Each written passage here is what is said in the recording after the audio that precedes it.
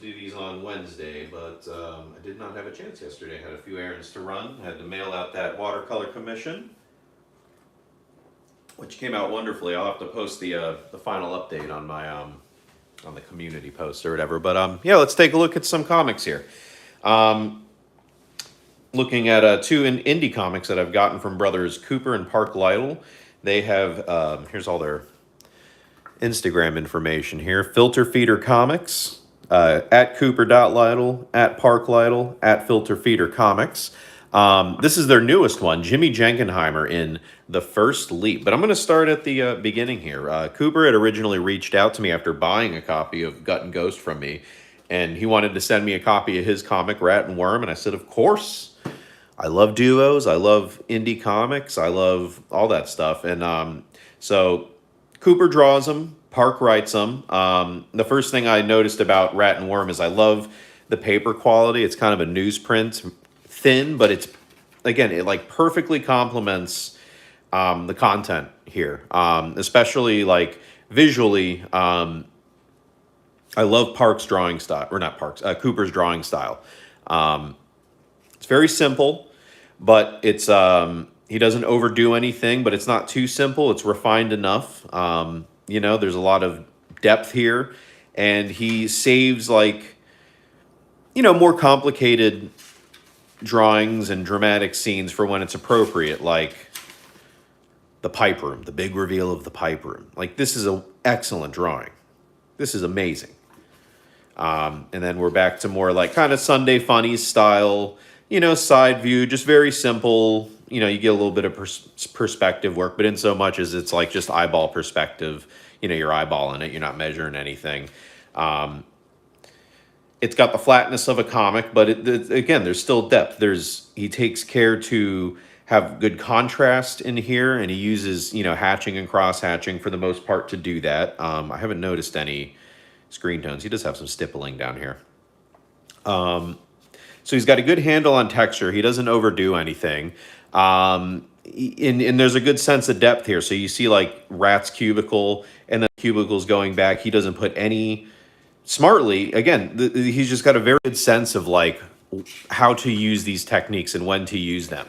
And that makes all the difference in like, you know, just drawing lines and not drawing lines. And it perfectly complements, again, like his very, like, not very simplistic. I don't mean that in a bad way, but like, that's what cartooning is. You want to reduce things as much as possible. And he maintains a very good sense of style while doing it too. I really, really, really love this comic. Now that I've gushed all about the art, I'll talk about the writing. His brother Park, again, like these guys just work so well together. They have a good synergy. So like the setups are, again, they're very simple. The story is basically Rat and Worm. It's called Pipe Dreams. I'm sorry. There's a S squeezed in there. He does the same thing I do. But basically, they wake up, they go to work at the water department, and they're going to lose their job if they don't fix the leaks in the pipe room by the end of the day. And it doesn't, you know, it's not just like, okay, we fixed the leak. There's like things that happen in the pipe room that you don't really expect. They're weird, but like you don't dwell on them. You just kind of move past them. This was great. I love Rat and Worm. I instantly became a fan of these guys when I read this. And then so much so that I purchased their new one, Jimmy Jenkinheimer in The First Leap. So as I understand it, this is a, let me go to the back here. I think it says,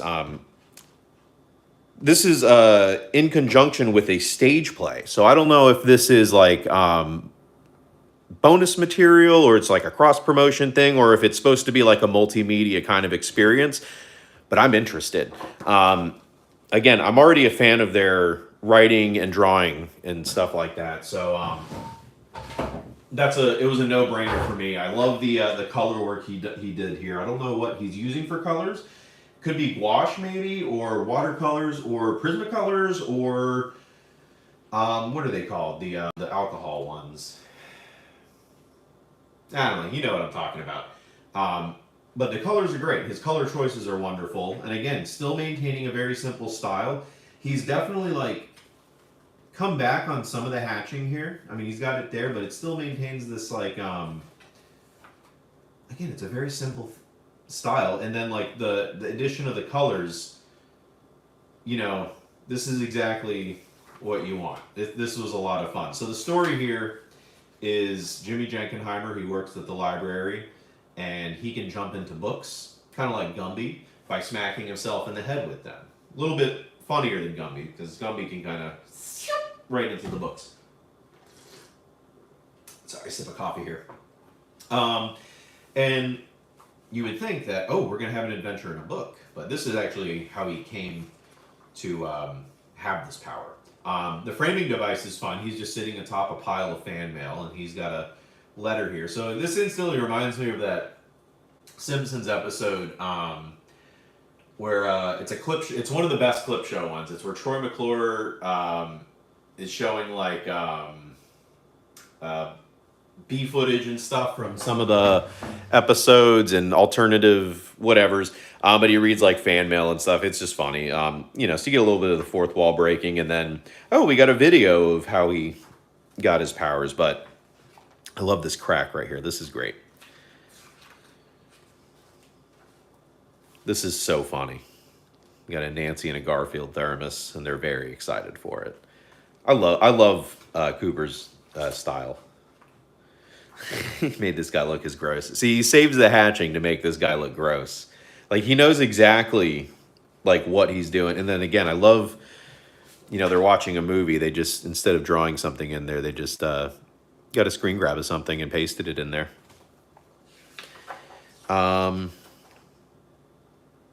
Yeah, so he drinks the berry juice. He goes crazy. Poofed. And then... this is such a great, this is like probably my favorite page here. I love this drawing here. Look at this. These trees here too. Let me see if I can, is there a way I can do this? You know what I can do? I'll take the camera off of here and we can do it this way. These trees are amazing too. Look at that. I think, is there a previous page of that too? No, maybe one more. But yeah, these blues and these hatch marks here, all very atmospheric. I love it. But yeah, this was fun. It's not what I expected it to be. I had no idea what it was going to be, but I'm interested to see the further adventures of Jimmy Jenkinheimer, and I don't know that I would ever be able to see the stage play because I don't live anywhere near Washington, but I would be interested in seeing that. They even got a bunch of ads in the back. Some of these are pretty funny. He put his brother's personal phone number in here, which is why my thumb is over this. I don't want to dox him. I don't know which brother's number this is, but I might call him and say hi. How did they write an entire comic and not include the crab-handed man? It's a crime. Jeep and boat safari. Bring your own boots, sunscreen, water, food, vehicle, life jacket, self-defense vehicles, phone charger, gum. Meet at Weed Beach, Connecticut, 6 a.m., July 20th. Coupon. Now with 20% less odor. Crab claw ointment. Hey, that might be good for the crab claw man up there. We also have a t-shirt ad right here. Ooh, get your very own Goonerberry t-shirt. Step 1, go to the store. Step 2, buy a t-shirt. Step 3, write Goonerberry on it with a permanent marker. That's brilliant. And dear reader, be on the lookout for the next filter feeder comic Rat and Worm. Can you guess who the new character will be? Here you go. I can guess, because I got a spoiler on the back of my Rat and Worm, which I will not be sharing with you. That's for me only. Oop. I might have accidentally. That's okay. Fear not, dear reader. There is more Jimmy on the way. The following page is a sneak peek of issue 2. There we go. So we got more Jimmy on the way. This is fun because you get to see the black and white line drawing and stuff, and his lettering and stuff and how he measures it. But yeah, I really enjoyed Jimmy Jenkinheimer. It came with a really neato sticker, which, you know what? We'll put it on the sketchbook right now. Let's find a good spot for it. You know, we'll put them right here. Flower shopping and caveman tapes. That's a good spot for them. Or what about on the back? Oh, we could put them on the back too.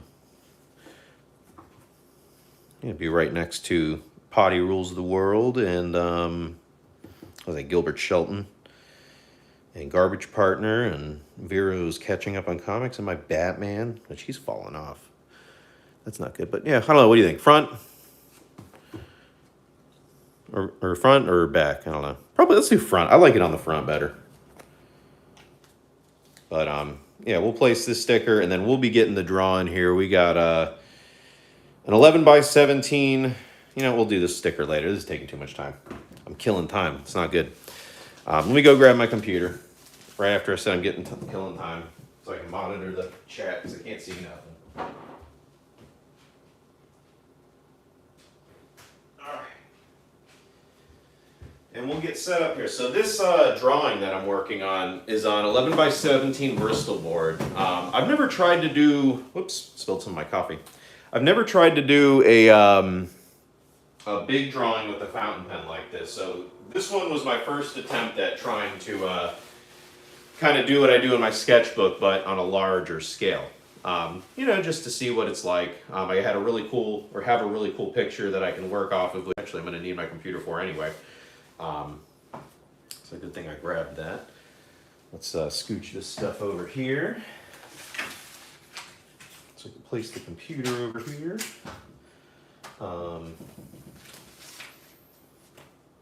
There we go. And I've had people come in and out, so I should probably get to the drawing so that people will stay.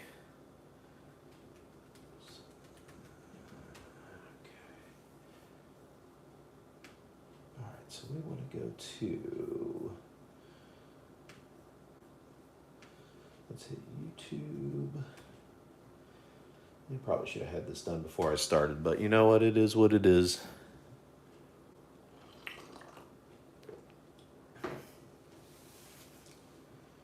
Hit the mute button.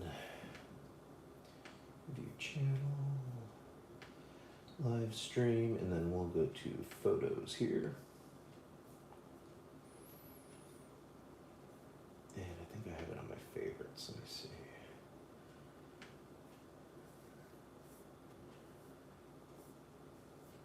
Here it is. Excellent. You know what? I might put my coffee on this side and the computer on the other. And so yeah, this is a drawing I started a couple months ago. We were digging a ditch in my brother's front yard to put a drain in. So he was getting a little bit of flooding, and my father-in-law here.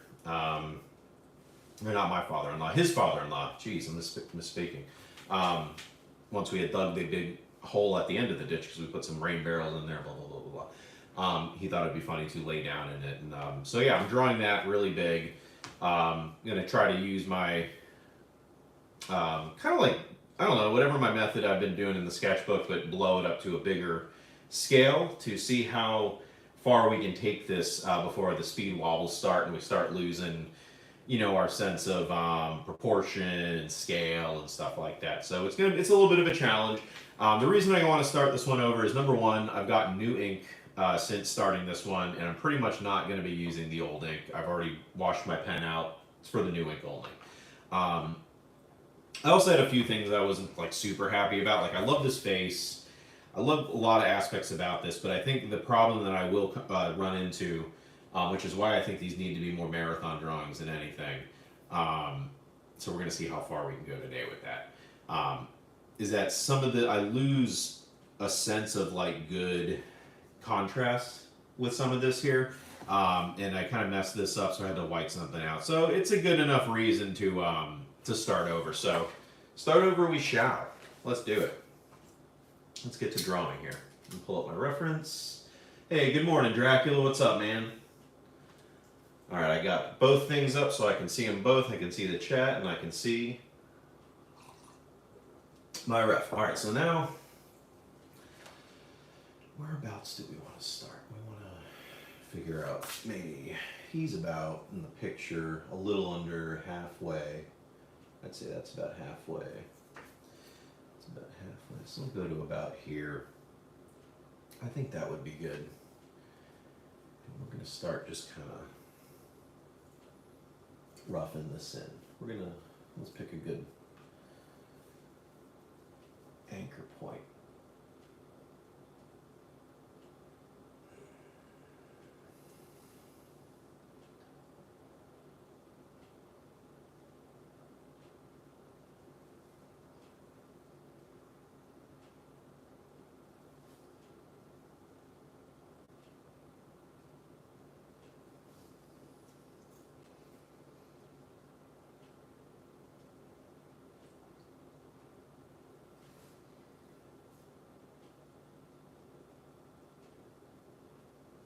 the other problem I was having is I was zooming into the picture in an effort to, so I can see details and stuff, because it makes sense if I'm working bigger, I would probably have kind of the opportunity to include more of those details, but I think I'm going to try to just keep the picture at a full size that I can kind of just see, because I think it's also more important that, like,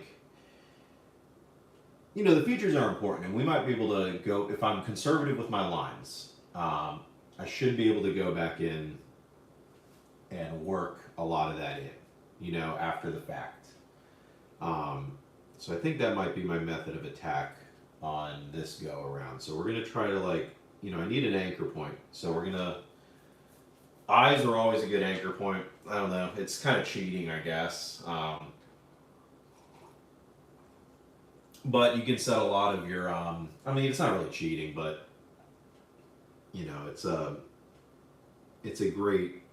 it's just a good anchor point. And it's kind of one that you would expect, I guess is maybe what I'm trying to say.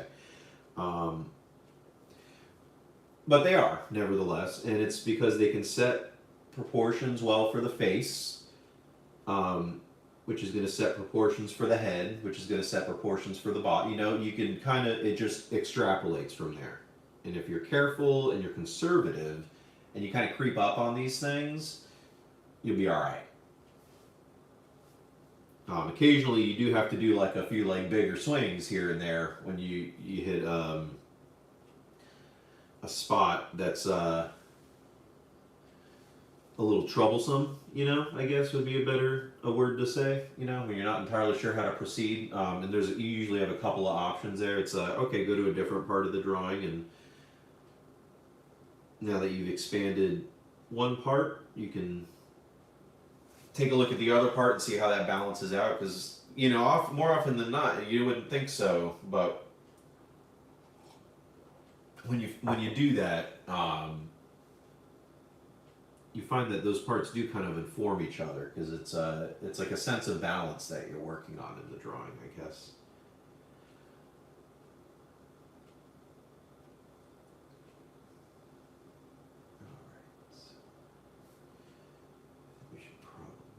Get the shape of the forehead before we do anything else.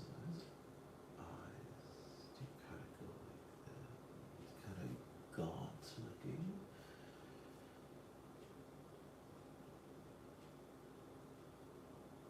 See, I think I've put a video of me drawing the original drawing up on my channel before. I can't remember if it was a live stream or not. It might not have been. You should be able to find that. I might have put it under the portrait drawing playlist. If I haven't, then I will after I do this. You can check it out later.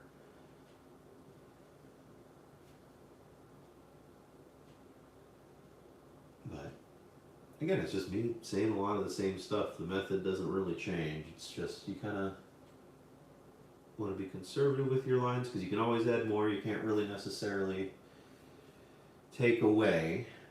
And when you do, it starts to become obvious. And I think for some things that's fine. If you're trying to do like a multimedia thing, or like even comic book pages, I think that's kind of the fun thing to see when you're looking at, like,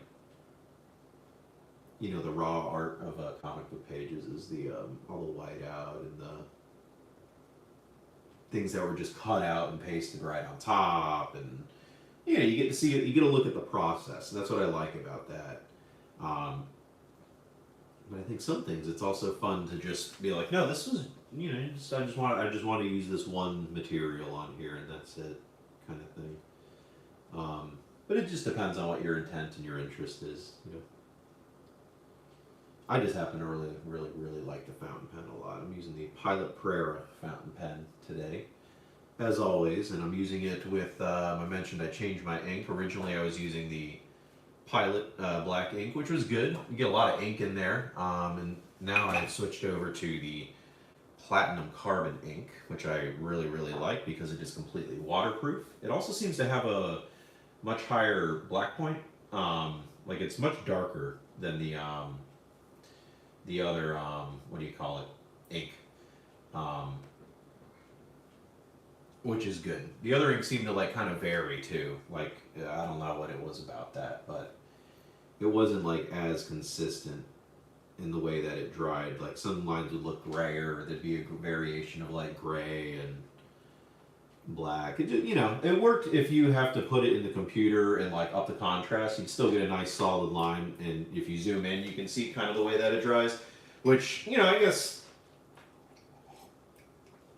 there's a charm to that. That's not necessarily the deal breaker for me. The deal breaker for me is it just wasn't waterproof. And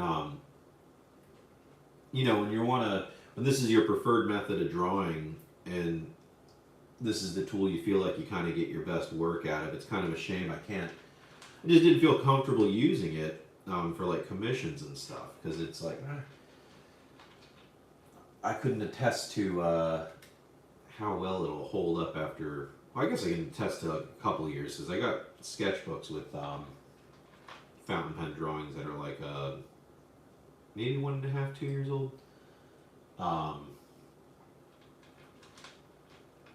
So yeah, I mean, I guess it'd be fine, but even still, having the option to also like do washes over top of it if I wanted to do a gray wash or watercolor washes, which I've been experimenting with lately. I recently, with that commission, that's when I had gotten this new ink. I had botched my first drawing that I was doing with the dip pen and the stuff like that, and I like the dip pen, but it's a lot stiffer of a tool. I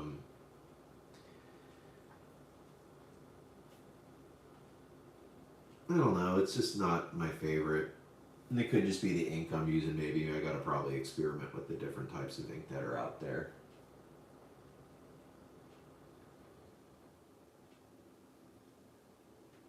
But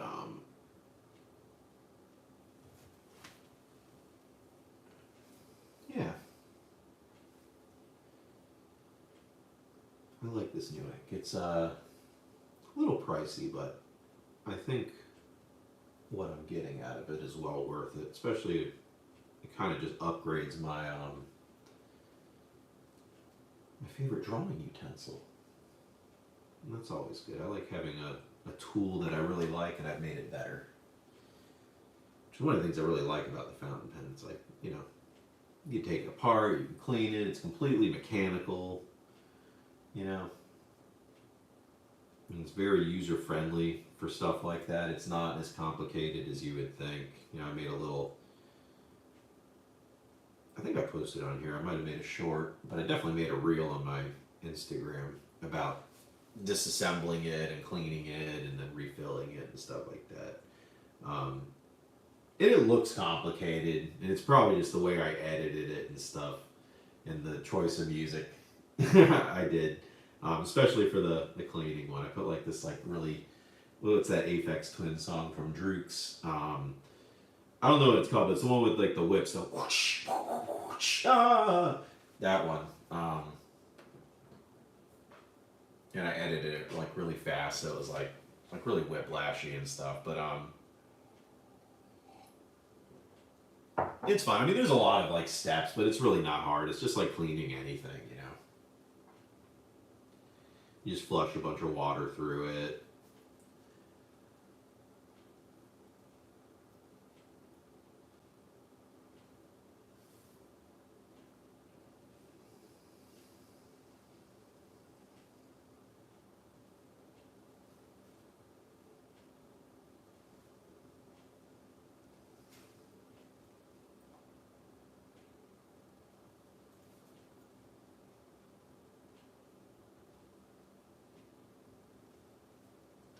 That's pretty much how you do it, though. But yeah, I like this pen a lot.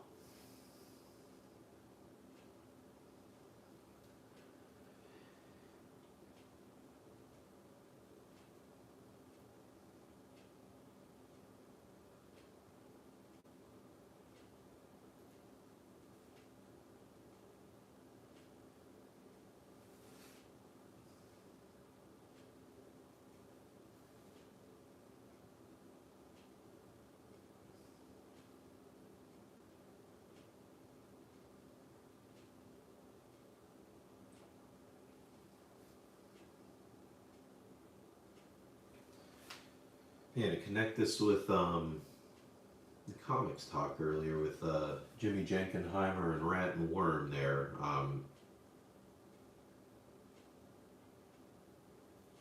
You want to. What I like about Cooper's art style is, again, just like he has that conservative kind of like thoughtful approach to mark making, where it doesn't seem like he's putting down any unnecessary lines. But it's also like very instinctual too. Like he's not. I don't know. I just like that approach. Like there's a roughness to it, but it's not overly rough. He knows how to taper that off, and I think that's where his sense of style comes from.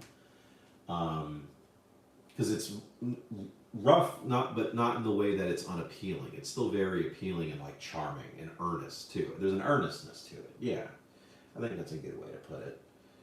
I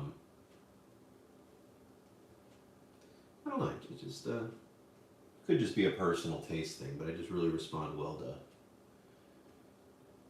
to whatever he's doing there.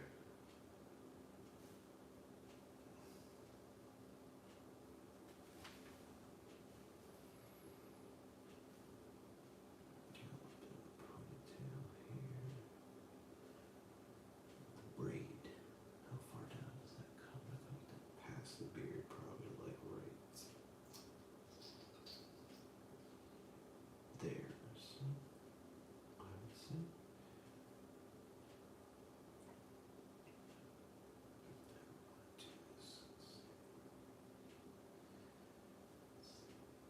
It's definitely got more contrast here, but it's still largely the whitest thing on the shirt, like the lightest thing on the shirt.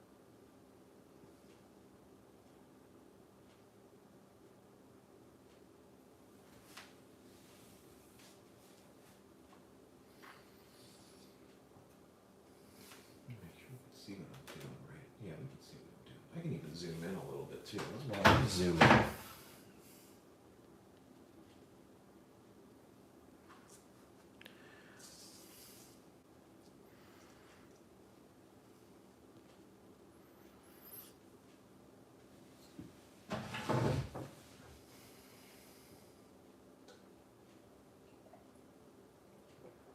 Okay, that's better.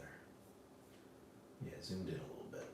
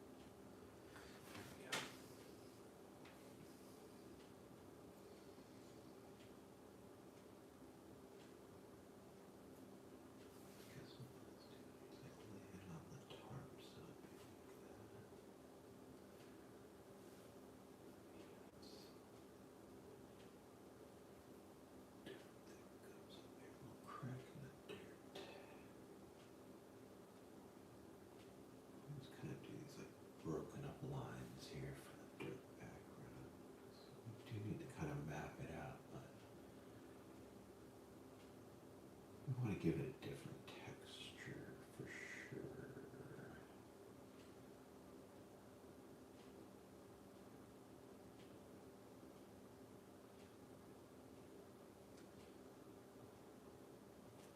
Maybe get.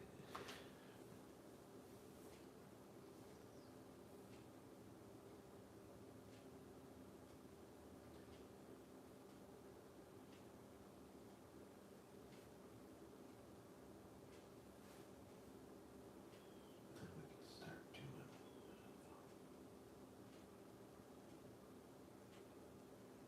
it's like stippling for the dirt would probably be good.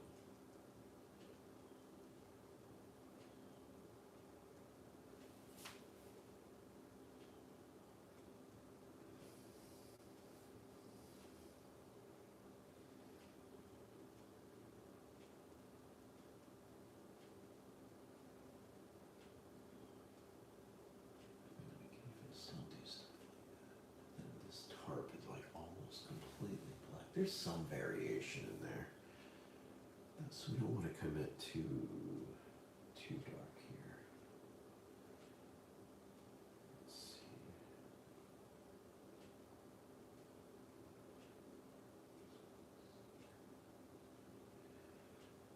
And then this tarp comes in here.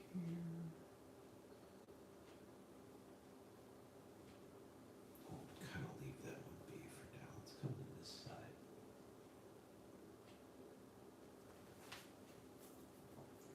Drink all the coffee. Let's see here. Let's see. Come to this side. So I got that coming in like that. And then, oh gosh, well, it does kind of like fold over into that. So yeah, that will kind of inform that.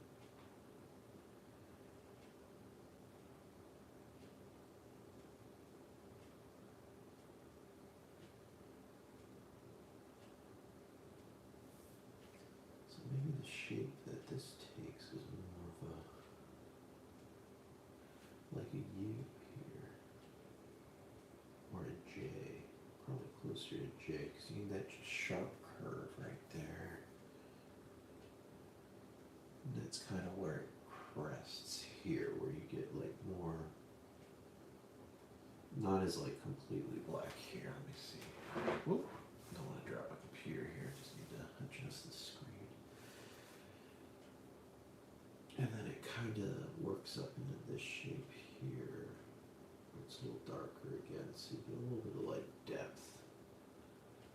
I see, I think that's what I was missing in the other drawing, is I didn't catch that depth because I was just too zoomed in, so you don't see that variation really in relation to other areas. That's probably where my contrast problems were coming from. You know?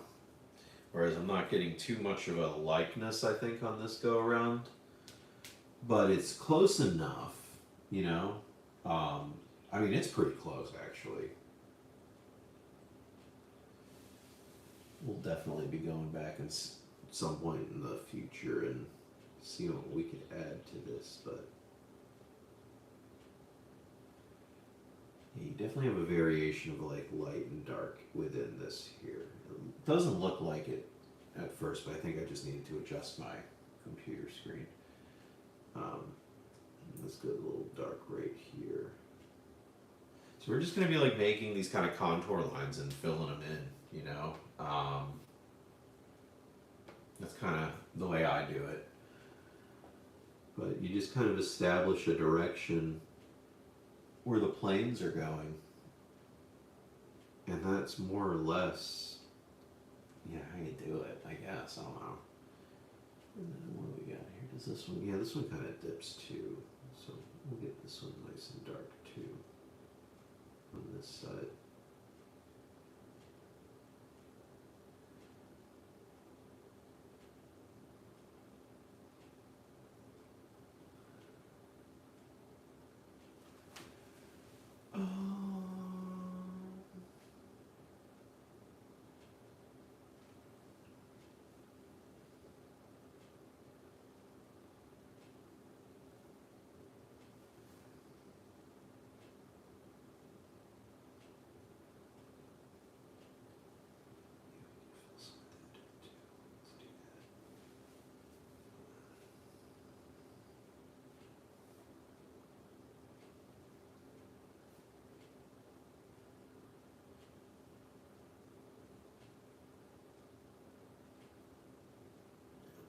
space these out a little bit, because again, we can always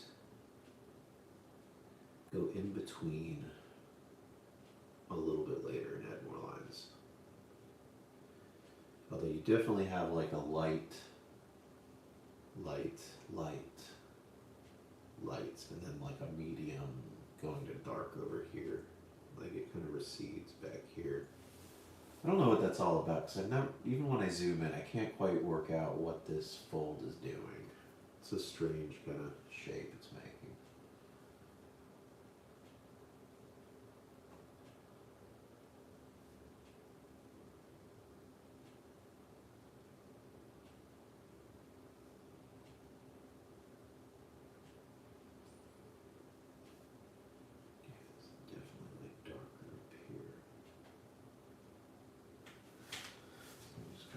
That line variation. I'm curious like how much of an abstraction too this drawing will turn out to be, with all the lines going in, you know, kind of different directions and stuff. I think that's always fun to see, like that wrestling match between it having recognizable bits and then just kind of disappearing into abstraction and stuff like that.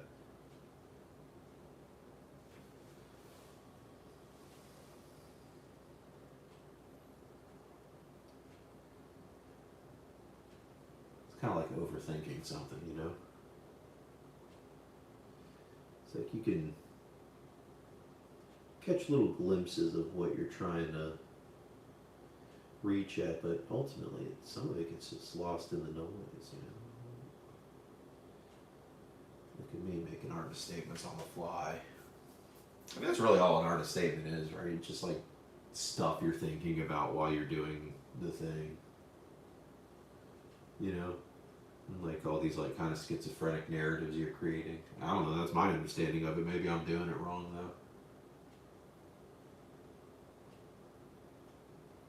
Whenever we would have to do stuff like that in school, like, you know, people would, you know, like everybody else, I'd take it seriously and like whatever. When I kind of stopped caring about it, you know, and I'd go up and do critiques and just kind of talked about what I was doing and why I did it, even if the reason was like, hey man, like this painting was due today and I wasn't finished with it, so I got myself a 6-pack and I went to work. A 6-pack being a beer, you know, and be like, yeah, you know, just explain stuff. I guess, I don't know.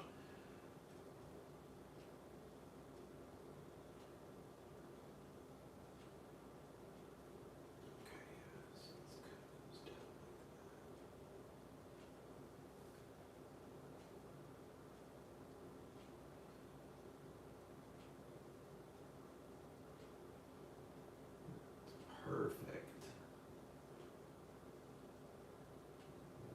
Go from dark to like light here.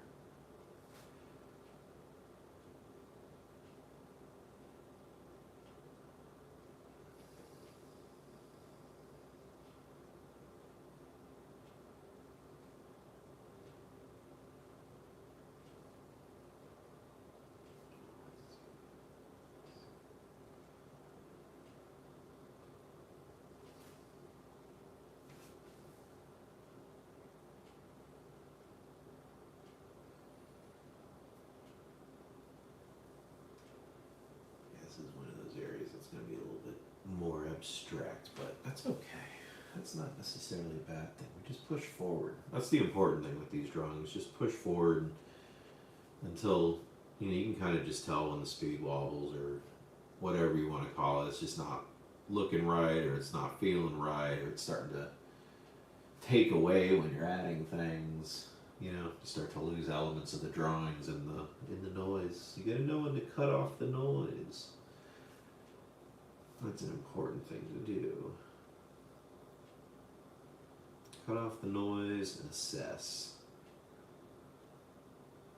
And then you can make a good judgment, I think, you know? You're in a clearer headspace, you're not really trying to do anything or force anything. It's just, you know, it's good. It's good.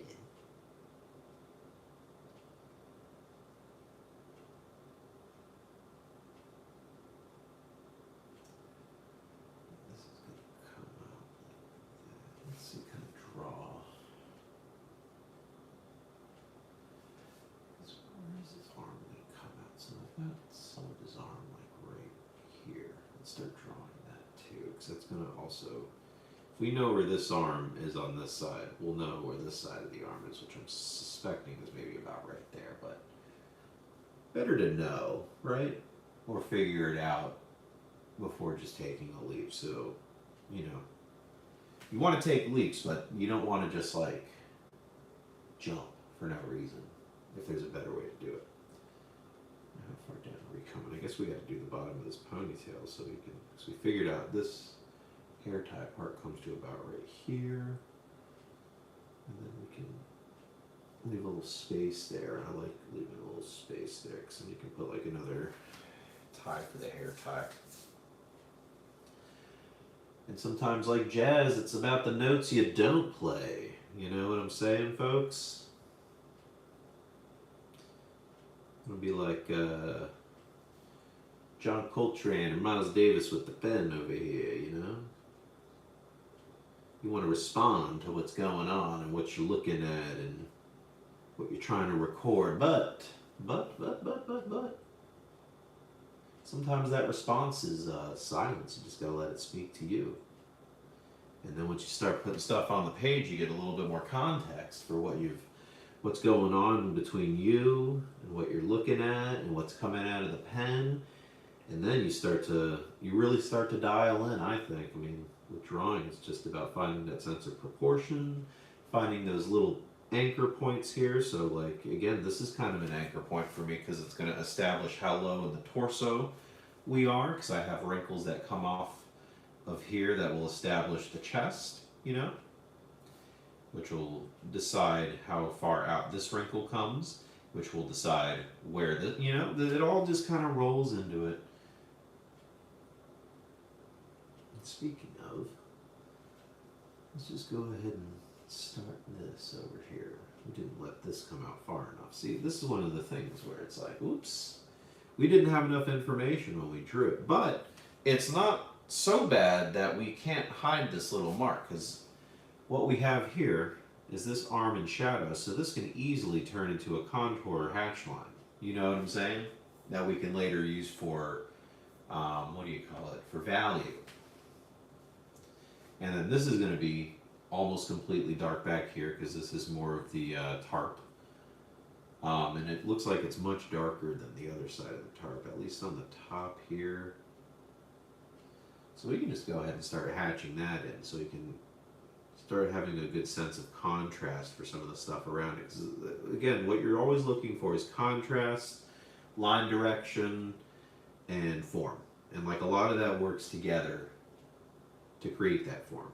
Like when you're looking for form, you know, contrast, line direction, and then just a sense of like where your anchor points are to establish things like proportion and where the drawing will be growing out of. So, you know, oftentimes it leads to like, you know, you start your drawing almost dead center, you know, which can be kind of hack, I guess, if your subject's directly in the center. But I mean, you know, you got to also think about what your intent is. So if you're drawing a person and you want, and it's like a portrait, you probably want them featured more or less dead center, unless you're trying to do something a little experimental with it, like, you know, you got multiple subjects or something like that, or you want to take the environment into account. You know, there's a lot of different ways you can approach that. But again, I think no matter what you're doing, I think finding the simplest way to do it, and then doing it in a way that you don't necessarily forget that it's the simplest way to do it, but you execute it well, and I think that makes the difference. That's where practice and stuff comes in. We're going to do our best to execute this well here. So far, I'm happy with it. These drawings take time, and oftentimes at the beginning, you kind of are like, it's not looking good, but it's too early to tell. It's always too early to tell. You don't want to give up until you've gone far enough to where it's like just glaringly obvious that whatever you're adding is not really saving it, it's actually detracting. You start to get a sense for it. At least I do. You can start to tell when a drawing's not necessarily doing what you want, but now it's just not turning out. And I think that's where this other one was going. And you saw how far I worked that one, you know. You just got to take those things a distance sometimes, and tying back to that commission that I had recently completed. I'd done that was my second attempt at it. I had done the first attempt in dip pen and ink.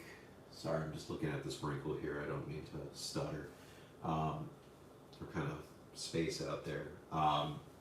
And then I smeared a bunch of ink over top of it. Coincidentally, it was my old fountain pen ink that I'd smeared over top of it. It was on a napkin, and it wasn't dry. And zoop, smeared it right over top, trying to dry a little bit of watercolor. But, oh well, accidents happen. I'd gotten my new ink in the mail, which was completely waterproof, and I was like, well, what a perfect way to test drive this. You know, I gave it a little shot in my sketchbook, did a few washes over top, and it worked as advertised.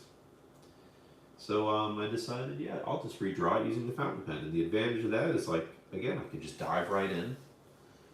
Didn't have to do a pencil underdrawing, which I don't have a good enough handle with the dip pen to just dive right in with that. So I had to do a pencil underdrawing for that and establish value and stuff. So essentially I'm like doing the drawing twice in materials that like I'm comfortable with, but I'm not, like, it's not my preferred method, you know? Like, I can use ink brush and I can use dip pen and stuff, but it just doesn't come as, it doesn't feel like it's as natural to me as just diving right in with the fountain pen. I think I get much more interesting drawings. They're not necessarily one-to-one, you know, but the I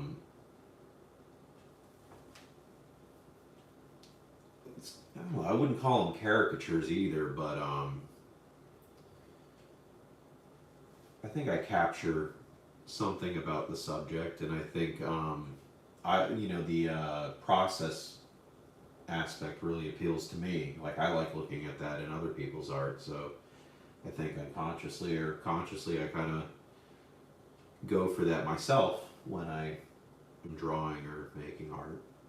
So, you know, I don't know. You see, again, you just kind of make things up as you go along, and you ask yourself why you like doing things in a particular way, and that's how you get an artist statement. It's not anything, like, leave those academic fancy languages out of here. Oh, it's a critique. It's shut up. I don't care.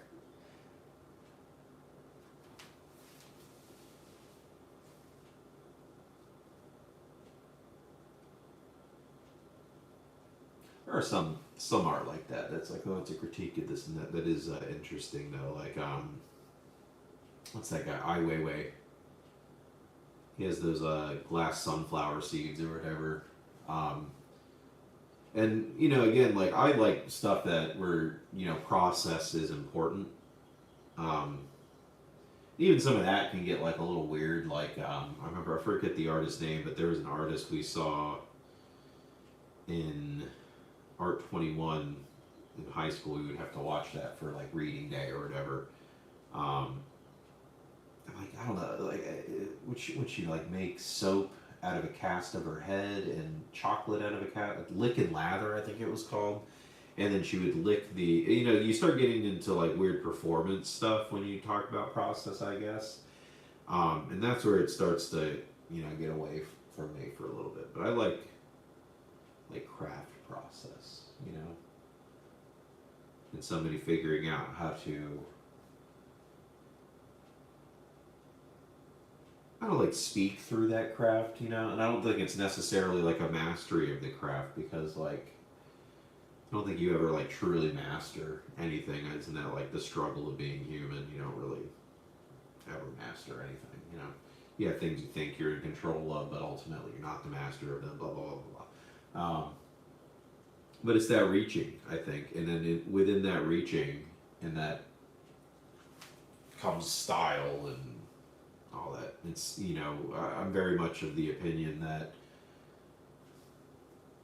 like, I like the signature biographical nature of mark making. Like, the idea that I couldn't have made any one of these marks at any particularly different time because of, you know, differences in my biochemistry or subtle differences in the atmosphere, or maybe I'm having like a chronic pain flare up or something, or, you know, there's different things that affect these things. And while my method and approach doesn't necessarily change, you know, there's some, you know, like the minor shakes in your hand, you know, there's, if you scale it down, there's things you get to, you don't really have that much control of, and it's just like a roll of the dice kind of thing. But it's that balance between the concentration and the muscle memory and the mastery and the forming of the connection between the hand and the mind and the eyes and all that fun stuff. That balance between the two, I think, is interesting because you never really bridge that gap. You know, you can always take half steps away from something, you know, or half, you know, half the distance and then half the distance. You know, approach me, like say you're 2 feet away, and it's like, okay, approach me half that distance, and then you're 1 foot away, approach me half that distance. You know, you can keep scaling it down, and you never really bridge that gap. If that makes any sense. Probably doesn't. That's fine. But my point is, it's that reaching, it's that attempt, which is where you get so many different, like, kind of signature styles, but you have, like, commonalities between them. You can see how, like, I always like to look at the interchange between, like, Mobius, Frank Miller, and then, like, you can see it in, like, a lot of anime, like Miyazaki and Akira Toriyama. Or not Akira Toriyama, maybe Akira Toriyama, I wouldn't be surprised. What's his name? Katsuhiro Otomo. But there's a lot of borrowing, whether it's conscious or unconscious, back and forth, and I wonder how much of it is like them looking at each other's work and borrowing things, or just like kind of simultaneously figuring things out together but having their own spin on it, I guess. I don't know. But like, not together, but like on the road. That's what I mean. I don't know. I don't know what I'm really talking about here anymore. It doesn't matter. I'm just kind of filling dead air. I don't think anybody's really watching either. Oh, I got 2 watching. Nice to have you. Hope you're enjoying it. If you got any questions, please ask away in the chat. If you are here for the comics content, which I assume you're not because you're still here for the drawing content, but if you were interested, I took a look at a couple of indie comics I had received in the mail from brothers Cooper and Park Lytle. You can always rewind and take a look at that if you wanted to, but that's at the beginning. Yeah, they're fun. Little buddy comics. One of them has a stage play associated with it, which is kind of intriguing. I like the multimedia aspect of that. Alright, so this is where I kind of ran into trouble in the other drawing here. So you got the arm coming down, and it's definitely like darker on this side. There's some texture because it's some arm hairs and stuff. Oh yeah, here we go.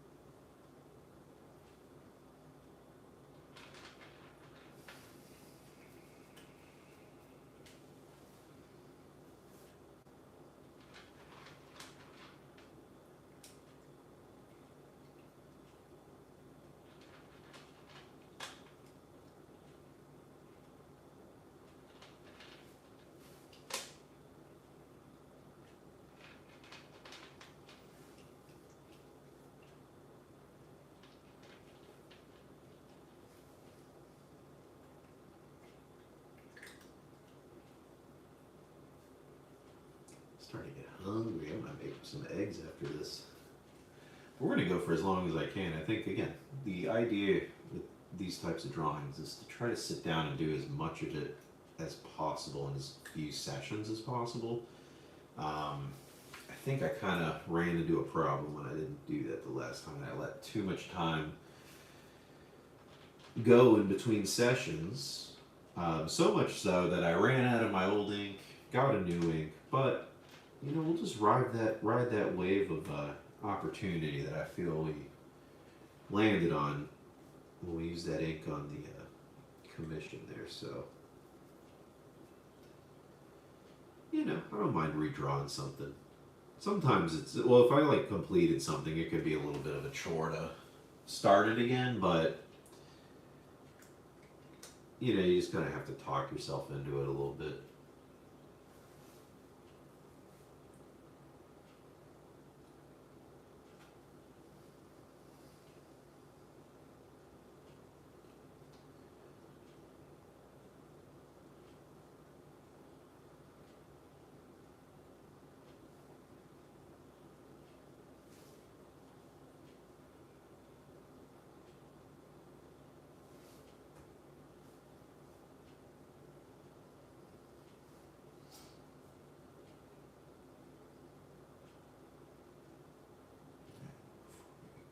Too much to that. Let's kind of sketch in the knuckles here.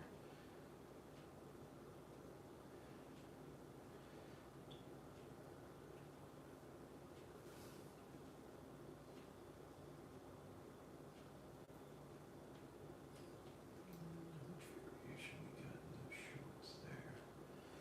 Not a super huge amount, but there's a little bit of variation. It's pretty dark right there.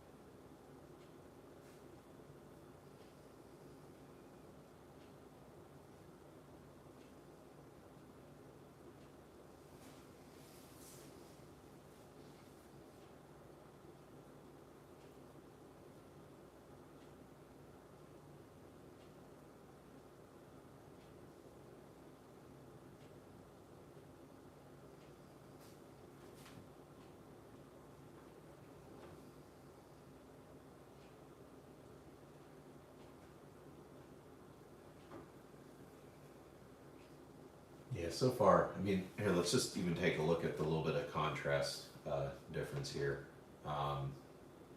So far, I'm liking this a lot more. This is a lot more clear than this right here. I think I got a lot of this too dark, and it was because I was focusing too much on it. I didn't allow the drawing to get fleshed out to really start to get that to work for me. So again, like, you know, sometimes you gotta just like start these drawings over and just take what you learned from the previous one or previous attempt, and you'll get a better drawing for it. You know, that's part of the discipline, is like kind of forcing yourself to redo these things over and over, and then you start thinking, like, you know, in the back of your mind, I just want to draw cool stuff, or I just, you know, I only want to draw comics. No, get that out of your mind. It's cool to do those things, but I think the point of drawing, at least for me, and the part that I enjoy, is kind of like the separation between like what I'm drawing. You know, like, it doesn't matter the subject. I would like to get to the point where it's like, it doesn't matter the subject at all, I can draw it. And I feel like I'm getting pretty close if I have like a reference. You know, if I have access to like references. But then there are still some like things that I come into contact with where it's like, man, this is like, even with references and multiple references, I still can't quite wrap my head around what this, you know, how to draw this, or it could be a certain perspective, or, you know, so there's always more to learn when it comes to stuff like that.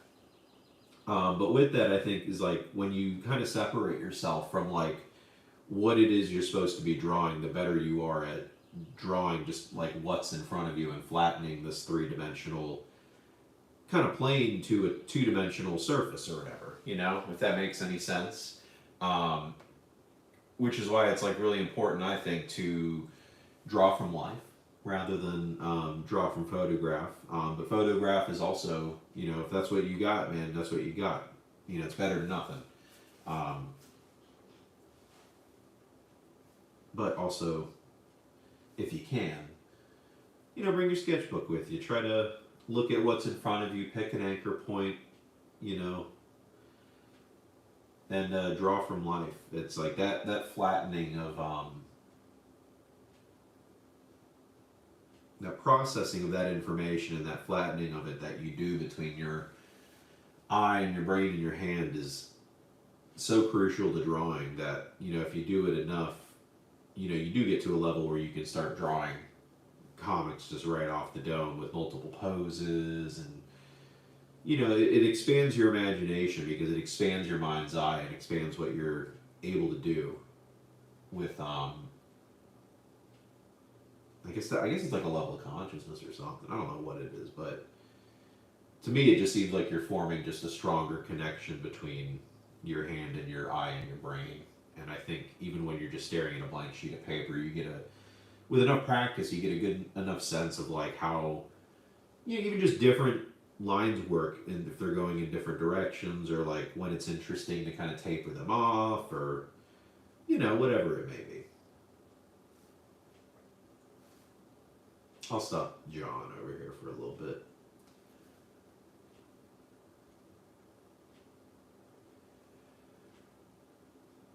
All right, so we're getting up to here where we can have our hand. We got a pretty solid line for the index finger here, and then we can do the shape pretty well. The knee kind of comes up here. Yeah, it's definitely lower, but we're going to get a lot of this thigh meat over here. Not a lot of it, but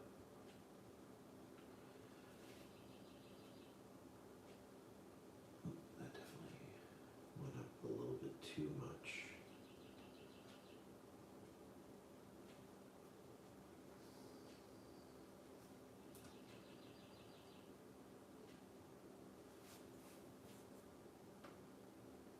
Yeah, it's getting there.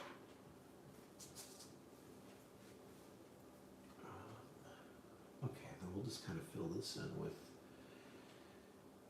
these kind of contour hatch lines here. Okay.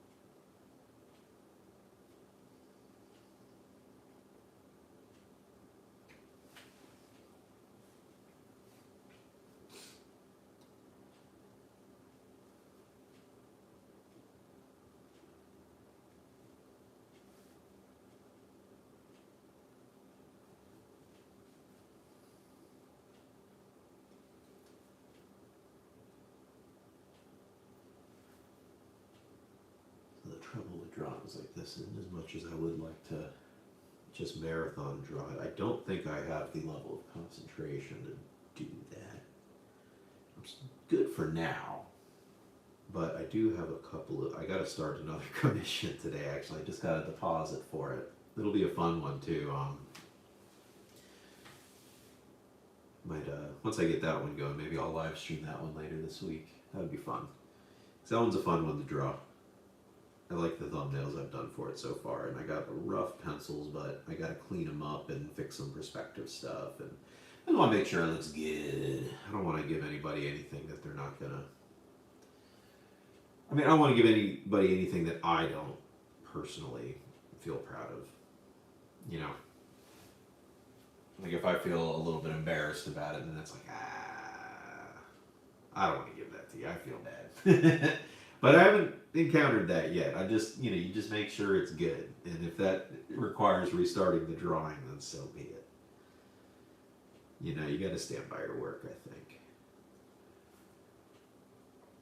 And then also try not to push those costs onto the consumer. I don't charge extra if I have to, like that commission that I had to restart, I don't charge extra because of, a misjudgment or a mistake, or I didn't like the way the drawing was going. That's on me. Yeah.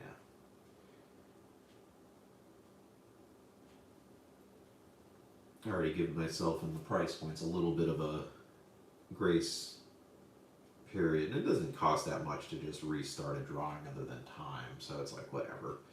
But that's why it's important to I don't want to overcharge to be like, well, I usually have to restart a drawing. I don't usually have to do it, but because I also try to like work these things out in my sketchbook. That's the solution really.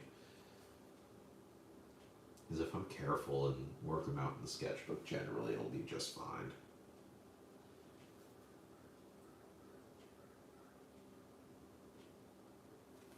Let's see what we got here. Hey, 3 watching, how y'all doing today? Thanks for stopping by. If you got any questions, feel free to ask them. I got the chat open on my computer. Thanks, Dracula. Appreciate you sticking around. It's definitely getting there. I'm liking this one more than the other one. I'm not having quite the proportion problems, and I think the size that I started it at will provide like a nice tapering off to, kind of frame it or whatever. Because I kind of like when the drawings just kind of end at certain spots. I don't necessarily know what that's going to look like, but all the fountain pen drawings seem to do that, But again, going back to the speed wobbles thing, you start to feel it. You know when it's getting close. And you got to just draw enough to have the proper judgment to be like, all right, time to cut it off. And that's the end of this drawing. And most of this is just about like contrast and line direction. And that's it. Because you're looking for contour, which is going to, inform your hatching direction, and then the hatching is going to inform your contrast, and boy, it all just comes together to create form and void in such a beautiful, if kind of like ramshackled kind of way. There's a real, I don't know, I love the way these drawings look, but I don't know how much of that is I just enjoy using this pen, but it just seems very intuitive, and it seems very like the idea of having the signature in your mark or whatever, like the pen picks up on like all of these little subtle shakes and movement. It gives the line such, you don't get a varied line like you would with like a dip pen, or a brush, but you get that variation in the, the signature kind of nature of the line. All right, let's see here.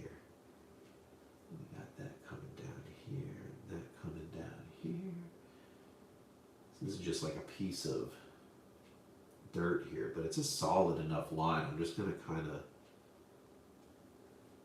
get it in here. How far up does that go? Changes direction at about the shoulder here, so we want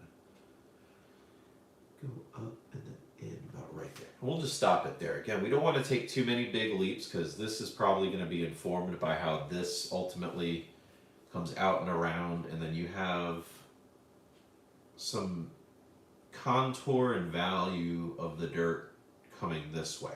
So this will fill itself in, and we're just gonna have to work it from both ends here, and just bounce around on the drawing. So speaking of bouncing around, let's bounce back to what we were doing over here in creating some of this contrast between the leg and what I assume are shorts, and then you kind of lose the shorts and the tarp here.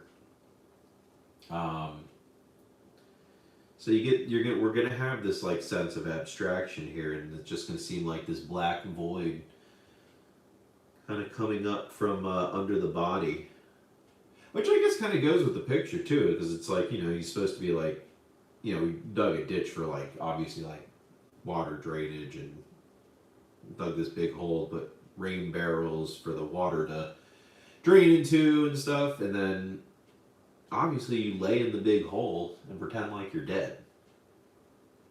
Duh. And then you take a picture of it because it's a sick pic.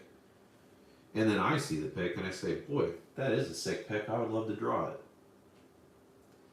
Speaking of sick pics, if you have any sick pics that you would like drawn, you can always email me at jason@schoon.art.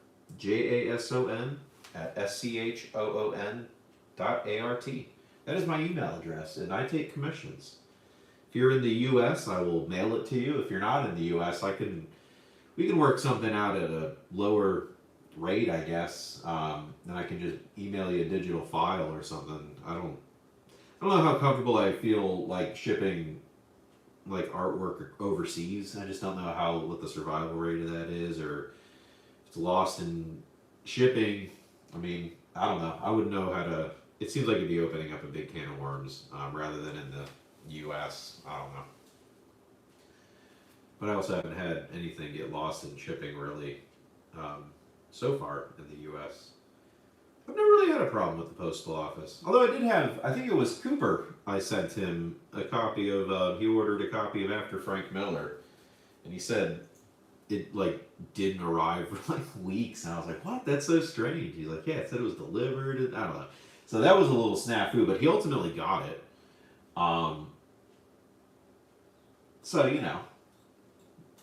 just a little bit of a delay.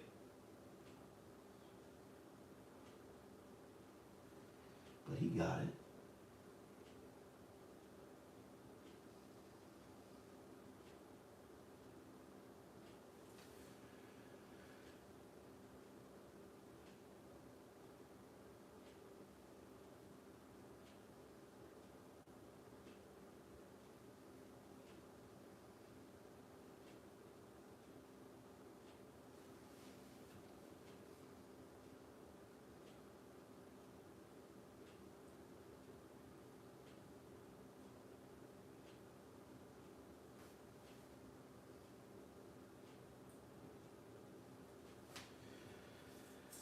Yeah, that's looking good.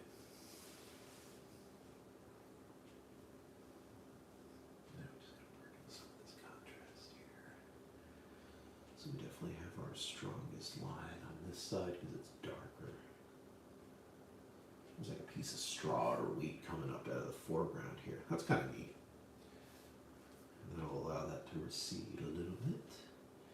Might have made his calf a little bit too big over here, but we can fix that. Because this is, again, this gracious enough that he's sitting on this dark tarp. It's working out well for us. Let's see. I guess this kind of comes down like that.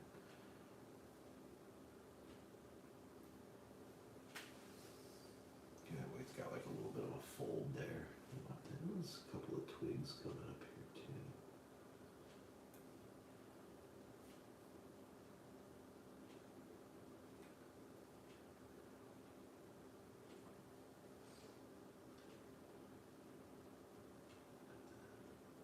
Comes in at like the knee here. Kind of just follows the elbow a little bit.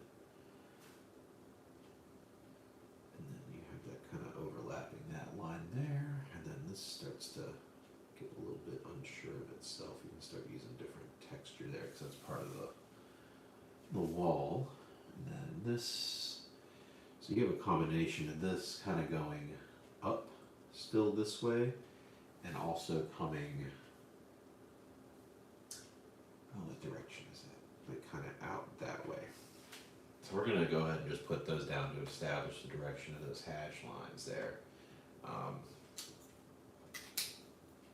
I'm going to go get some water real fast since there's nobody here. And I'm going to go get some water. Yeah, thanks for being patient with me. I'll be right back. Let's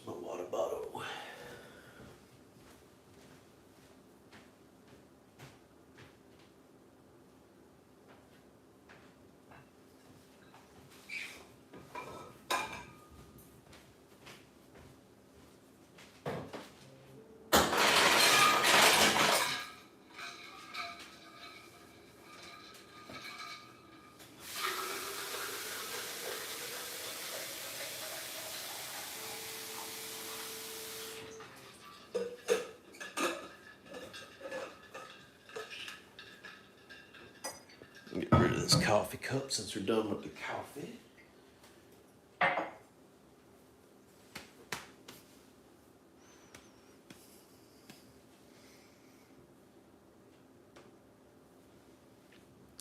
Okay, back to it.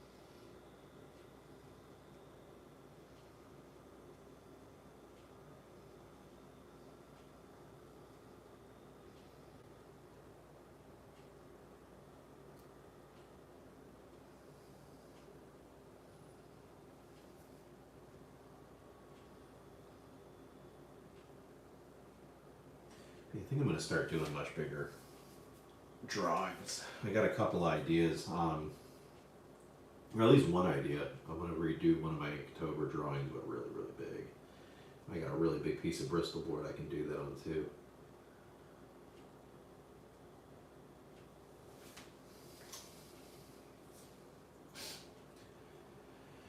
I like these 11 by 17 drawing stuff. These are, this one's going, oh, I got a piece of junk on here. What is this on my nib? Did I get it? Got it. Okay. I'm going to allow this to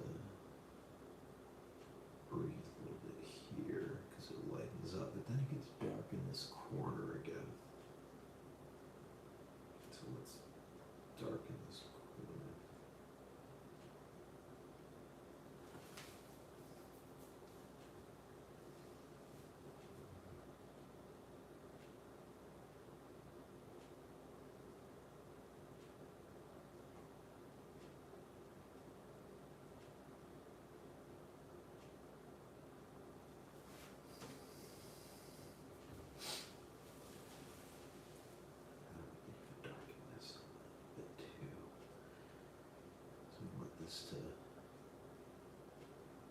To be dark compared to the arm here.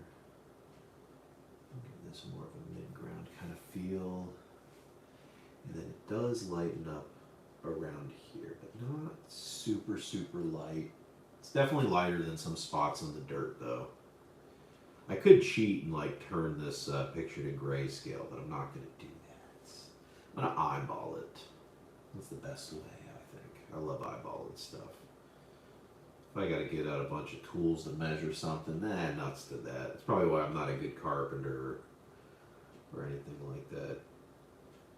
I mean, I'll do it if I have to. It's just, it requires so much extra concentration. I like to just eyeball stuff. Which works with drawing, but not so much with most things. And that's okay. I need to just work on my discipline, which is why, you know, you sit here and you draw something for a good amount of time, and even when you feel like you want to be done with it, you just keep going. So we're just going to keep going. We're going to test our discipline today. It was like that Mortal Kombat song, test your might. So I'm testing my discipline. Even when there's nobody here watching except for me. But if you're watching in the future, I appreciate you stopping by. Thanks so much. Leave a comment, leave a subscribe, leave a like. Follow me on Instagram if you don't. Or if you don't want to, that's fine. I appreciate you stopping by, even if it's just for a moment. Every little bit helps, as they say.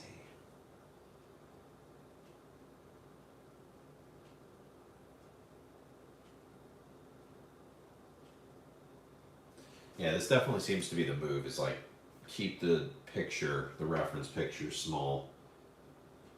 Don't be zooming in on it too much unless you absolutely have to, but I've avoided that so far. So it doesn't seem like I absolutely have to as of yet. So we'll just keep on going with that.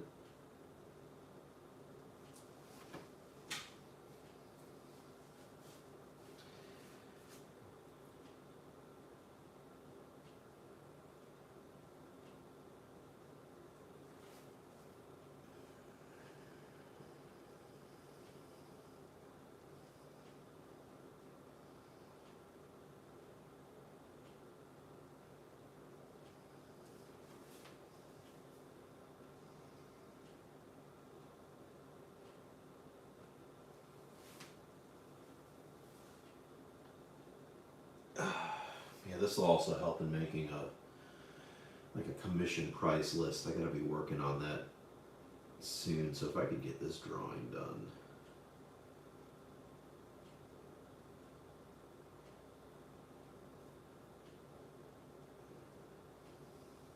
See that? We start to get variations of light and dark over here.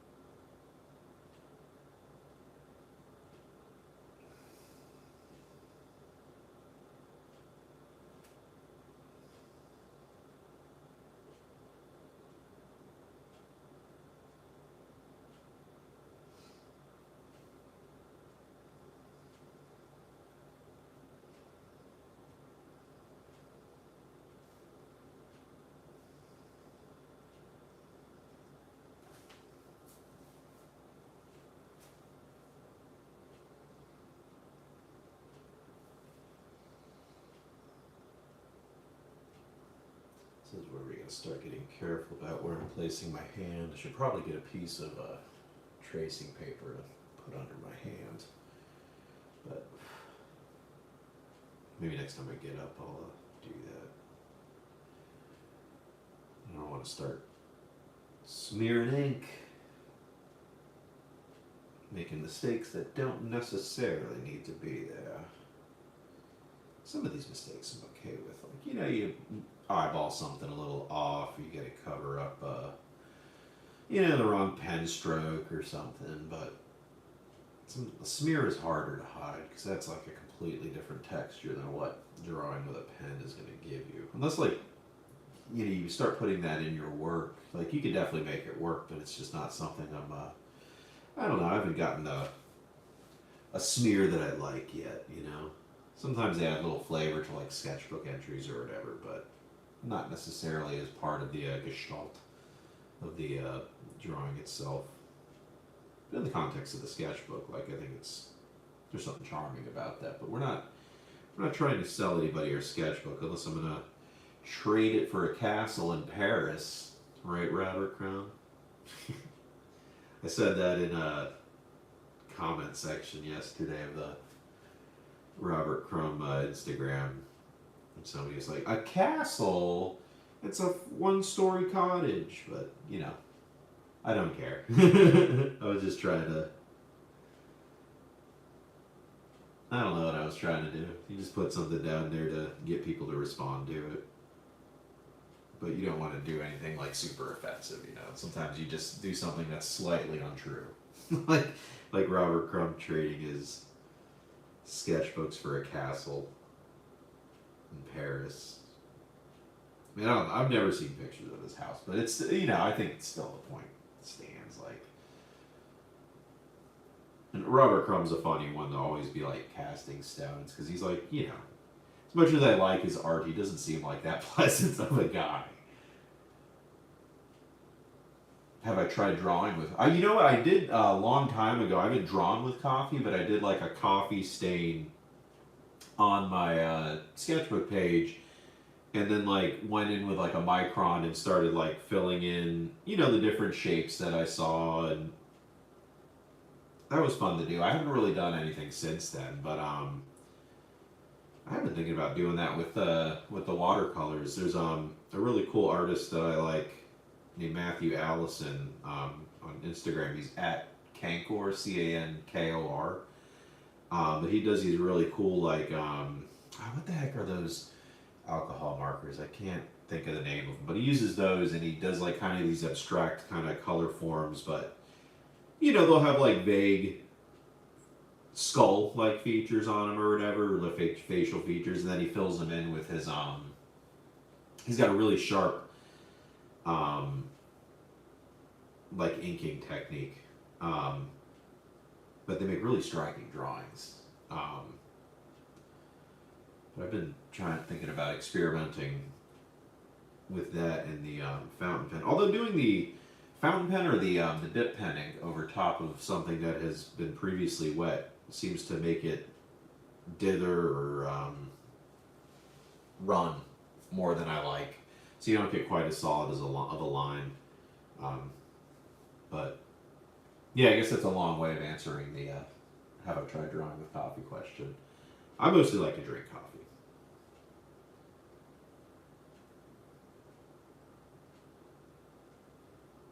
You can do the same thing with tea, I think, too.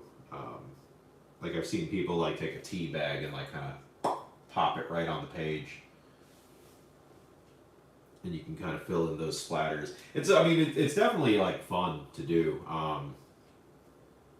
It's like a little bit of automatic drawing, but with a prompt, almost like an ink blot prompt. An automatic drawing is fun. So I guess, yeah, next time I'm in a rut with wanting something to draw, and I don't know what it is, and automatic drawing just isn't hitting it for me, maybe I'll do that. Maybe I'll come back on... what do you like to do in 3D? Are you a sculpture? What do you call it? What's the term for somebody that does sculpture? A sculpist? I don't even know. You know, I've been not necessarily art school. I I have a degree in art. You would think I would know these things. What kind of 3D art do you do?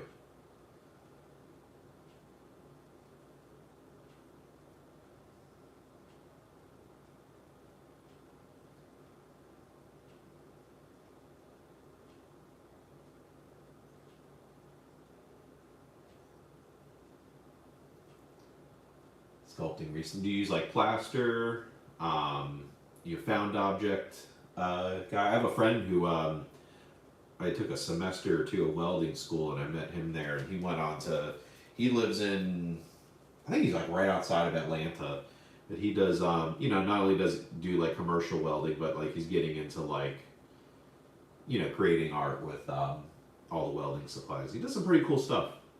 Um, I've never had a mind for 3D stuff though. I'm always like I can think about stuff, but when it gets to like taking it out of you do it in Blender, sweet. Yeah, the digital stuff is like completely beyond me. I have some friends that do that too. I just don't. I'm just not intuitive enough to. It's really hard for me to think about things in the round. Like I think I've kind of put myself in a corner, and as far as like observational drawing, where you're gonna have to flatten everything.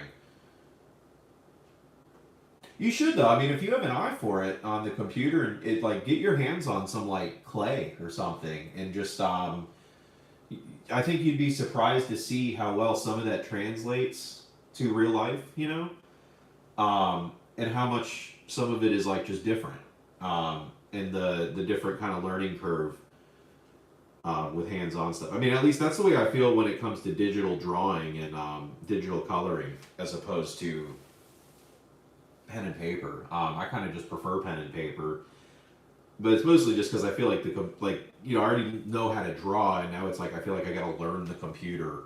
I'm just not interested in that beyond like processing drawings for print, which I'm still kind of learning about, and especially color.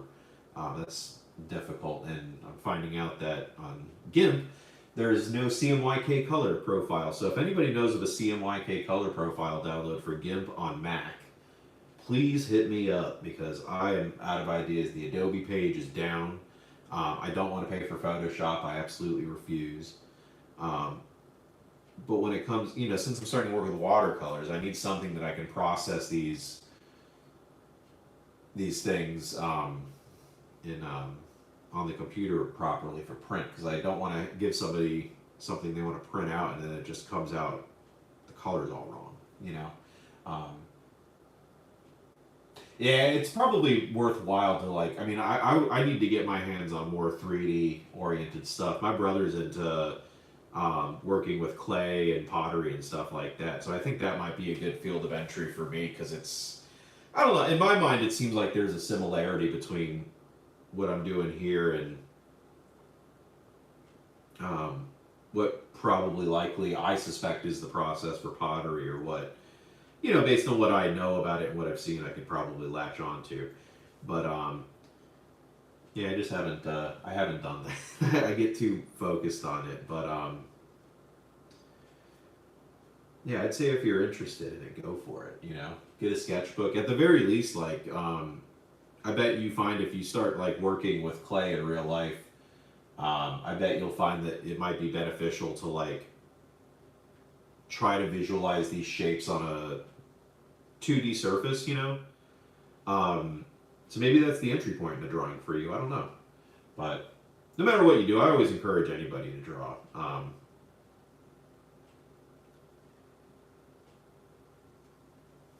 No matter what you're drawing too, I think it's as long as you got something you're concentrating on, especially if you can do it without like any sort of distraction or noise or music or television. That helps. Okay,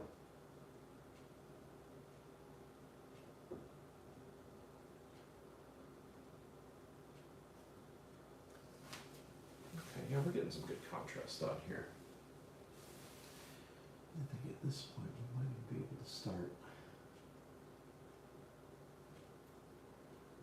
putting some stuff in here from filling in some like contour details for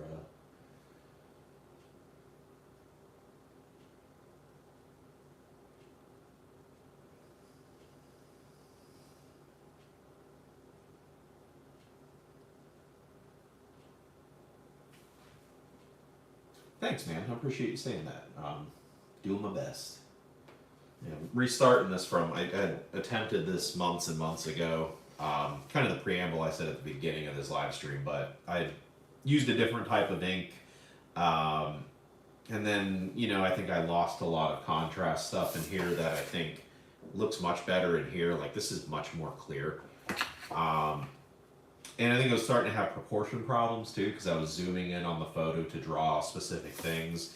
And then I had messed up this hand and had to white it out. And the ink that I was using is not waterproof, so it just builds up this like huge layer of whiteout that's never quite white.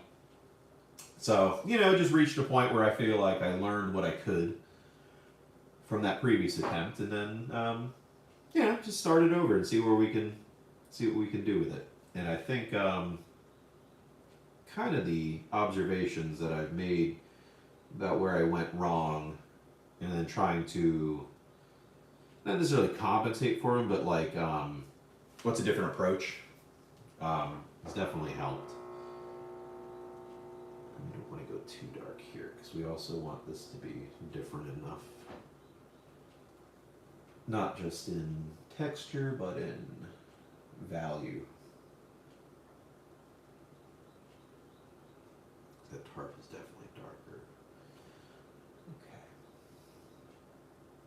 And we can just kind of add general texture into here because that'll, we can always add more dots, but this will help kind of break up the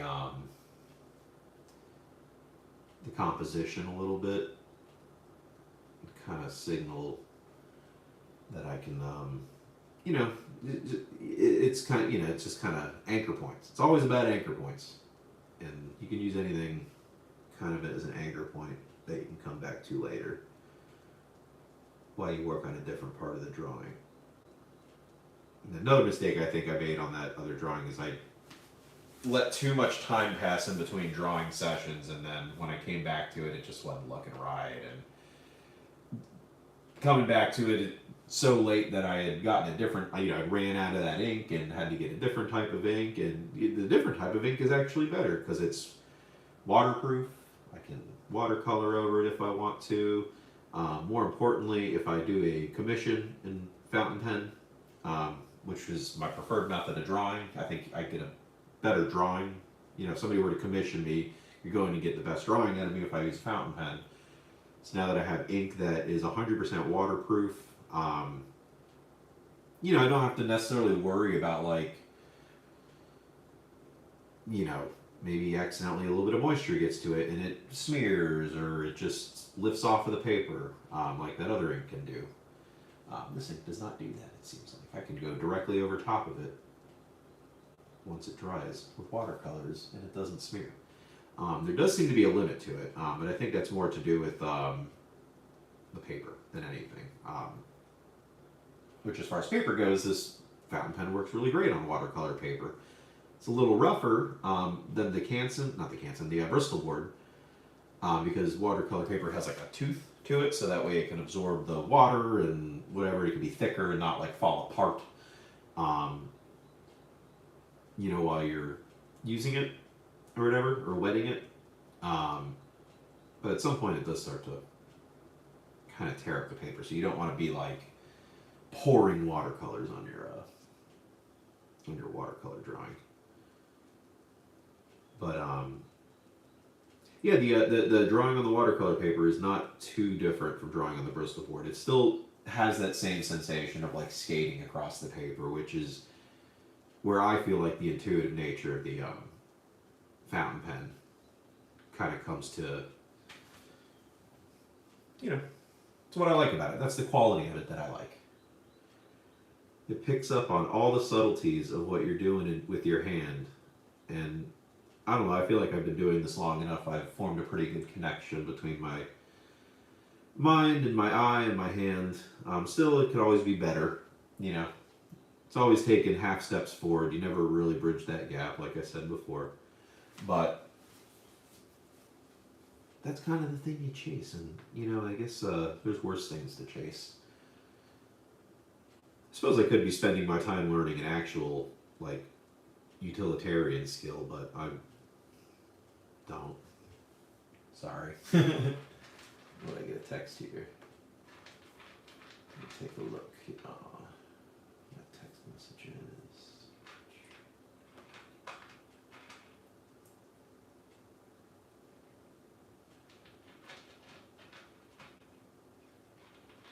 No, maybe not. Okay, close that up. All right, let's go back to. Hey, we're at 108 minutes here. That's not bad.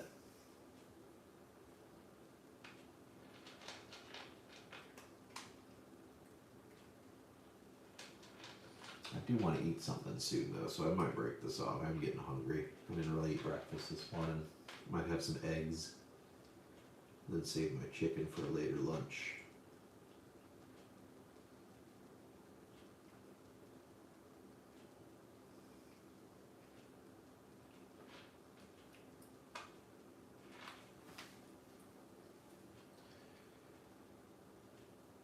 I want to get this mapped out. I don't want to lose this. This isn't a good stopping point just yet.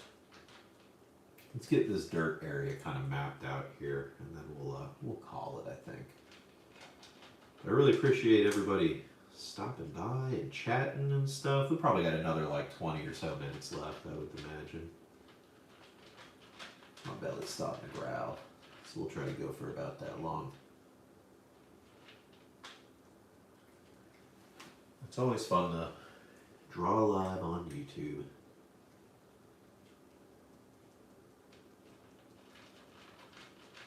And if you haven't, if you do like my drawings or whatever, and you're on Instagram, you could follow me at schoon.art, SCHOON_ART. I think it has a link in the description somewhere on the live stream. I'll definitely put it in the description once it posts on, to my channel or whatever afterwards.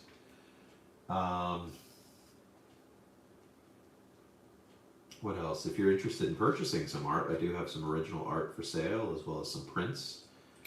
I don't know, I think it's affordable. I mean, the original art's varies between $50 and $100. I think I have a couple of $15 drawings on there. But those are the leftovers from the ones that went quick. I did a series of Batman and yoga poses, and some of the better poses definitely went quicker. So you're kind of left with like a couple of I think like Halfway Lift is still there. Maybe Dolphin, I don't remember, but I sold the majority of those. I got like one or two of those left. But I got a couple of fountain pen drawings, or no, two or three of them.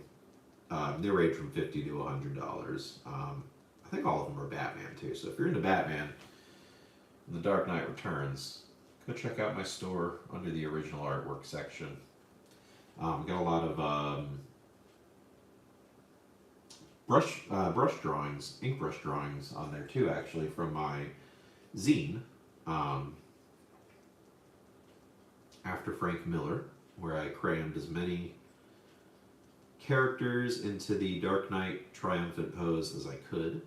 That was a lot of fun coming up with kind of odd characters to put in that pose. So you have things like Sonic the Hedgehog, you got RoboCop in there, you got Ava Unit 01, you got Tetsuo from Akira, Decimator from Ed Piscor's Red Room. I almost said Ed Piscor's Rest Room. That wouldn't have been correct. It's his Red Room. You got Donald Trump and Joe Biden in there. But of course, Biden dropped out as soon as I got all the copies of the book from the printer. So, never did a follow-up Kamala drawing. And now I think the ship has sailed on that one. I didn't strike while the iron was hot on that one. Maybe I'd do it anyway and just make it a little baseball card style chaser. Somebody mentioned that to me. I think that's a pretty good idea. Okay. And we can definitely make the edges of this tarp darker. Because it is almost a pure black there. And definitely a darker part of the composition. Alright. How are we doing so far? We're doing pretty good. We're at 113 minutes. Hey, 3 people watching. Thanks for stopping by, guys. I really appreciate you. This is fun. I hope my incessant jabbering hasn't been detracting from the drawing. But I suppose you can always just put me on mute.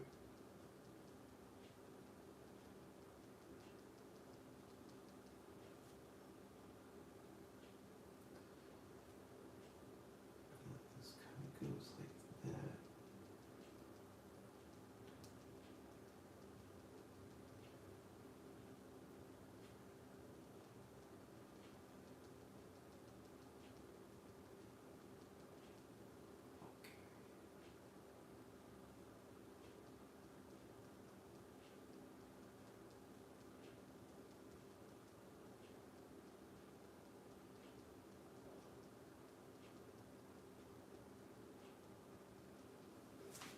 Getting there.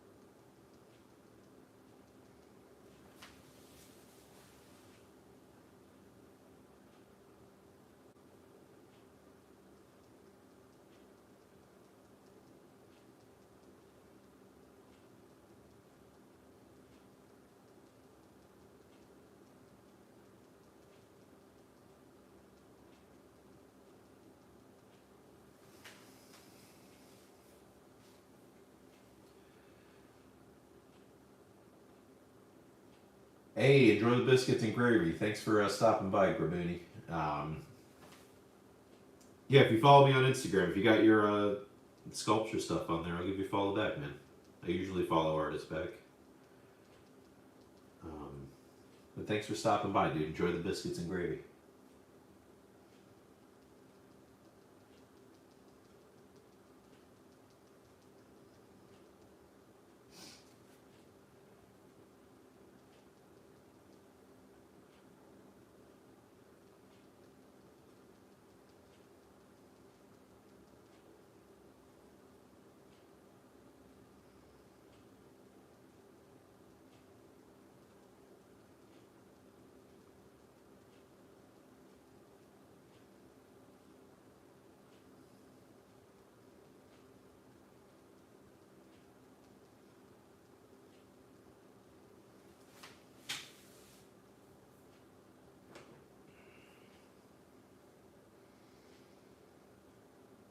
Let's kind of fill this out a little bit.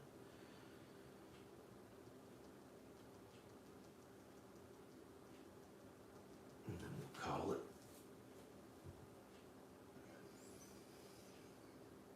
Yeah, I'm getting hungry. Biscuits and gravy. Sounds delicious. But I'm not going to have that. I'm going to have eggs, I think. I'm going to make myself a scrambled egg. Need some protein. Don't want to crash. Alright, that should be fine for now. I think we done enough. Where are we at here?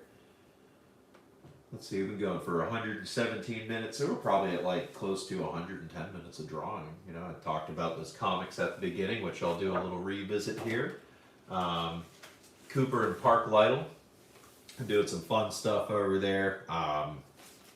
You know, nothing too like offensive. I mean, nothing offensive or shocking or whatever, but they just execute it very well. It's just a very good sense of synergy, very good sense of style, very good sense of, you know, drama and when to use, you know, complicated drawing techniques and stuff like that, give them a shot.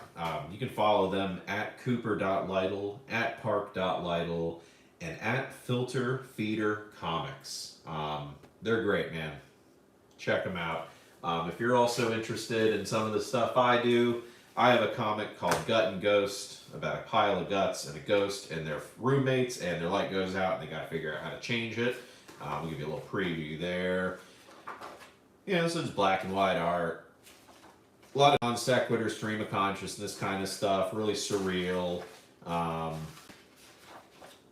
of leaning heavy on like 90s indie cartoon sensibilities. And then, you know, putting some backup comics here that I kind of made at the same time of drawing these. This one's probably my favorite. But there's that. I also have a book of portraits. Mostly fountain pen, but there's some dip pen and brush stuff in there. I kind of put it at the beginning, but these are just some of my favorite portraits I've done over the last like 2 years or so. And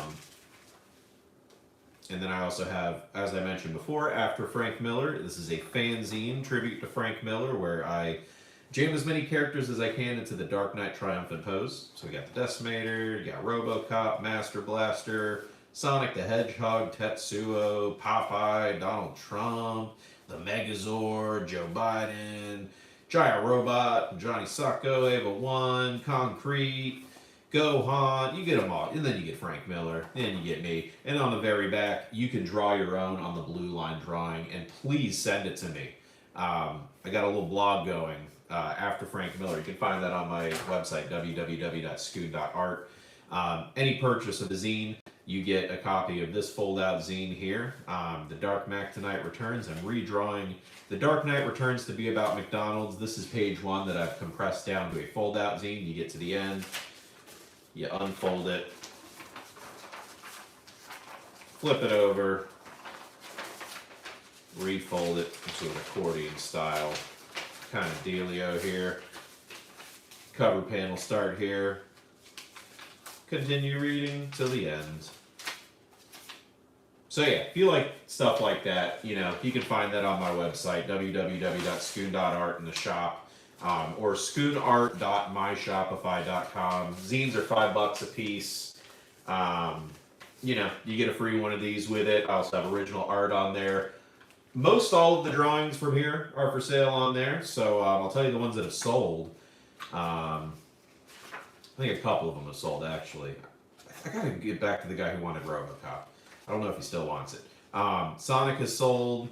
And Donald Trump has sold. So I have all the other original ones for sale, including Frank Miller, Concrete, Street Angel, Ava 01. I'm surprised nobody's bought this yet. And same thing with Tetsuo. Like, I would buy these. $100 a piece, man. And then with any original art that's $50 to $100, I'll send you all my zines. You get all 3 zines. You get, including the fold-out zine or whatever other fold-out zines I have available. You just get them. You get everything like that for buying it.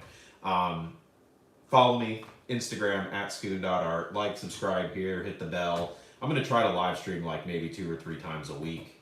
And then if you want more, you know, up-to-date drawings, I usually post, not every day, but most days on Instagram. But thanks again for stopping by, guys. I got to get something to eat here. Bye.